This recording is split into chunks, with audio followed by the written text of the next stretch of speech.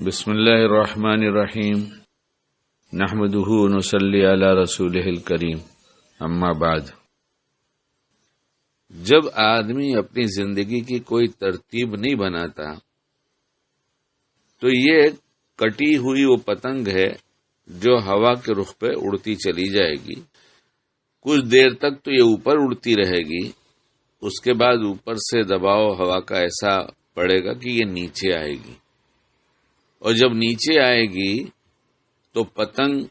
صحیح سلامت کم رہ جاتی ہے کہ پتنگ کے لوٹنے والے بچے دوڑتے ہیں، کوشش کرتے ہیں کہ صرف میں لے لوں، اور اکثر ایسی کوششوں میں وہ پتنگ پھٹ جاتی ہے اور کبھی بچ بھی جاتی ہے۔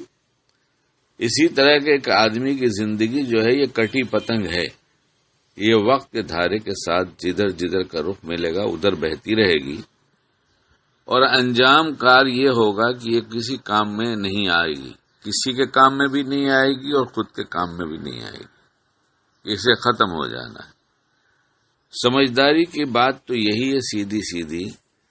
کہ آدمی صبح سے لے کے بستر پر جانے تک، صبح اٹھا اور بستر پہ جانے تک اپنے ہر کام کی ایک ترتیب بنا ڈالے کہ اس وقت مجھے یہ کام کرنا ہے، اور جب تک ترتیب نہیں بنے گی سارے دکھڑے تم رو لو یا میں رو لوں یا کوئی بھی رو لے،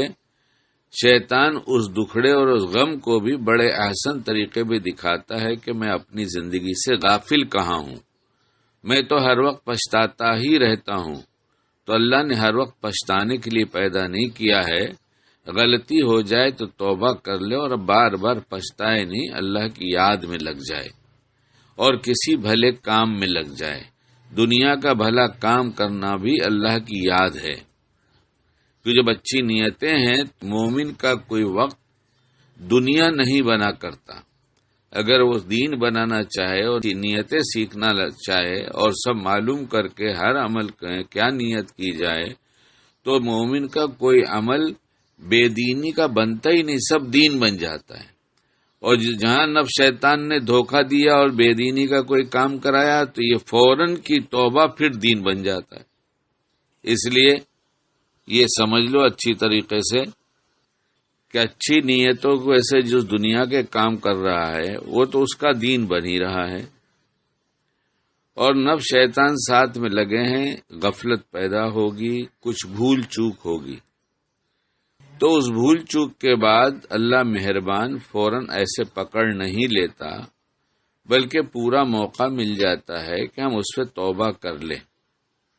اور جب توبہ کر لیا تو توبہ کرتے ہی متقی بن گئے،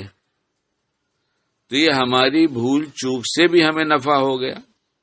ہم نے اس سے نفع اٹھا لیا، ہم متقی ہو گئے۔ اس لیے کہ جس وقت بندہ توبہ کر لیتا ہے اللہ اس کے گناہوں کو معاف کر دیتا ہے۔ اب نامہ اعمال صاف ہو گیا، تو اب جب نامہ اعمال صاف ہو گیا تو ایک متقی اس کا نام رکھ دیا گیا۔ چند منٹ چند سیکنڈ پہلے گناہ کیا تھا تو گنہگار لکھا جا رہا تھا، لیکن گنہگار ابھی لکھنے نہیں پاتے فرشتے کہ مومن بندہ توبہ کر لیتا ہے تو پھر گنہگار کے بجائے آگے لکھ دیا جاتا متقی ہے۔ اور متقیوں کے لیے دنیا اور آخرت کے سارے عیش ہیں۔ تقوی حاصل کرنے کے لیے اللہ نے رمضان بھیج کر بہت بڑا احسان کیا تاکہ متقی بننا آسان ہو جائے، اور زندگی کی ایک ترتیب جو 11 مہینے الگ ڈھنگ سے گزر رہی تھی ایک ایسی بے ترتیبی پہ آ جائے کہ اس سے اچھی کوئی ترتیب نہیں ہے، وہ ہے رمضان کا مہینہ۔ لیکن اللہ مہربان نے ہم پر بہت مہربانیاں کیا کہ اس میں بہت سے جائز کاموں پہ پابندی لگایا تھا،